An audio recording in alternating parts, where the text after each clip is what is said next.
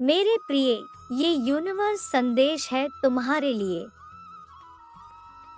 परमपिता परमेश्वर तुम्हें ये बता दे कि कल सुबह तुम्हारे साथ एक बहुत बेहतरीन चमत्कार होने वाला है। कल सुबह तुम मेरी जब भी पूजा करोगे, उस पूजा के बाद तुम्हारी समस्याओं का समाधान हो जाएगा। अगर परमपिता परमेश्वर पर विश्वास करते हो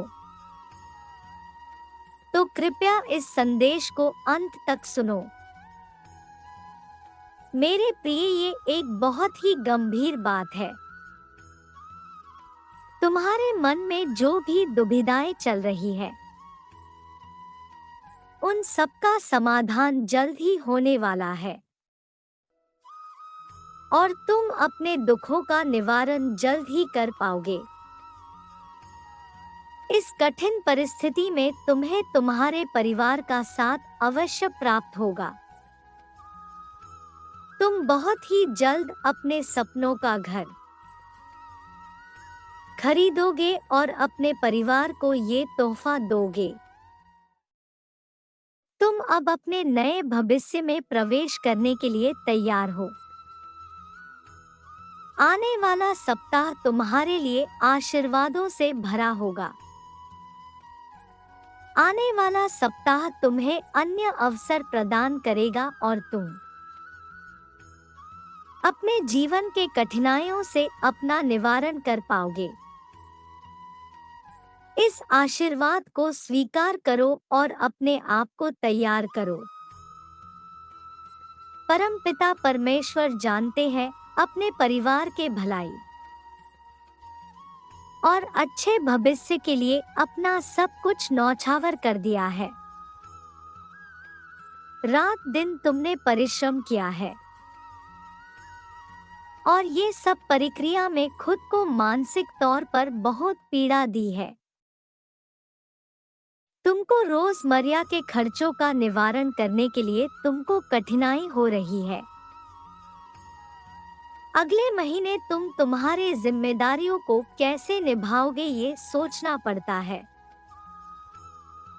बहुत जल्द तुम्हारे जीवन में तुमको धन का लाभ होने वाला है। परमपिता परमेश्वर ने तुम्हारे लिए बहुत ही उत्तम योजना बनाई है। इन योजनाओं के सफल होने का समय आ गया है। मेरे बच्चे, जल, अग्नि, वायु और पृथ्वी चारों तत्वों का संतुलन जिस किसी व्यक्ति के जीवन में हो जाता है, तब बनती है उसकी मजबूत और स्थिर आध्यात्मिक आधारशिला। परमात्मा कहते हैं, मेरे प्रिय बच्चों, जिस प्रकार एक मजबूत इमारत तभी खड़ी होती है जब उनकी नींव में 4 मजबूत स्तंभ हो, ऐसे ही जब किसी व्यक्ति के जीवन में यह 4 तत्व स्थिर रूप से संतुलित हो जाते हैं, तो उसकी उड़ान विश्व विजेता वाली होती है। यह संदेश आज तुम्हें मिलने का अर्थ है कि कल से तुम्हारे जीवन का शुभारंभ होने जा रहा है। मैं तुम्हारे लिए खुशियों का बाहर लेकर आया हूँ, ऐसी प्रसन्नता कि तुम्हारा मस्तक खुशी से चमक उठेगा। तुम पर अभिभावक देवदूत इस माह में आशीर्वाद की बौछार करने वाले हैं। मेरे बच्चे, जैसा एक ऋतु के बाद दूसरी ऋतु प्रारंभ होती है, ऐसे ही तुम्हारे जीवन में ऋतु परिवर्तन होने जा रहा है।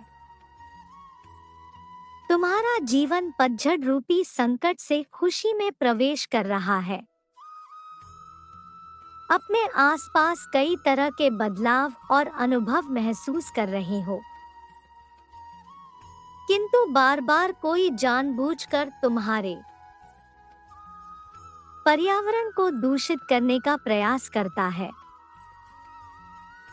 मेरे बच्चे काले कौवे का काम है काम करना। बुद्धिमान व्यक्ति उन्हें नजरअंदाज कर आगे बढ़ जाते हैं। तुम तो बहुत ही शांत व्यक्तित्व रखते हो। तुम्हें ऐसे लोगों से विचलित नहीं होना चाहिए। मेरे प्रिय, तुम्हारे पास प्राकृतिक रूप से उपचार उपलब्ध है। तुम प्राकृतिक मानसिक शक्ति से एक मजबूत व्यक्ति हो। तुम्हारा आभामंडल ही आसपास के वातावरण को शुद्ध कर सकता है।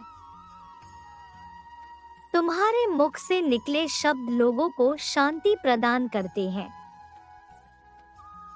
और जब तुम दूसरों के लिए प्रार्थना करते हो तो उनकी इच्छा पूरी हो जाती है। वह आश्चर्यचकित होते हैं कि केवल तुम्हारे कहने मात्र से उनका काम कैसे हो जाता है। मेरे प्रिय, जो परमात्मा रूपी पिता तुम्हारे शब्दों का मूल रखते हुए दूसरों का कार्य कर देते हैं, क्या वह तुम्हारे लिए कुछ नहीं करेंगे? क्या तुम्हारे पिता तुम्हें दुख देना चाहते हैं? विचार करो। यदि कोई चीज मिलने में तुम्हें विलंब दिख रहा है तो इसका अर्थ है उसका देर से मिलना सबके लिए मंगलकारी होगा। क्योंकि परमपिता परमेश्वर किसी व्यक्ति, किसी वस्तु के देने में तभी विलंब करते हैं जब उसके बीच में कोई बड़ा संकट छुपा होता है। तुम कितने भाग्यशाली हो, परमात्मा तुम्हें इतना प्रेम करते हैं। वह तुम्हारे हट को देखते हुए भी तुम्हें वह नहीं देते जिससे तुम जीवन भर के लिए दुख में फंस जाओ। मेरे प्रिय बच्चे, मुझ पर विश्वास करो। तुम सकारात्मक बदलाव के पास खड़े हो। तुम्हारा जीवन अचानक ही पूरी तरीके से बदल जाएगा। धन तुम्हारे घर में चुंबक की तरह आकर्षित होने लगेगा। जैसे धन को धन ही खींचता है, वैसे ही आया हुआ धन चारों दिशाओं से धन को आकर्षित करेगा। तुम्हारा मन आध्यात्मिक जागृति की ओर और अधिक आकर्षित होगा। और तुम्हारी यात्रा में तुम्हें ऐसे लोग से मिलेंगे जो तुम्हें ऐसी ऊर्जा प्रदान करेंगे जिससे तुम्हारी ऊर्जा मेल खाती होगी, जिनका धार्मिक उद्देश्य तुम्हारे उद्देश्य से मिलता होगा। मेरे बच्चे, अब तक तुमने विरोध की टोली देखी है। अब तुम अपने सहयोगियों की टोली देखने के लिए तैयार हो जाओ। क्योंकि जब किस्मत के ताले खुलते हैं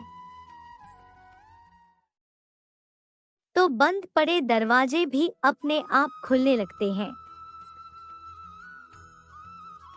कभी ना कभी आने वाला बेकार पड़ा पत्थर का टुकड़ा भी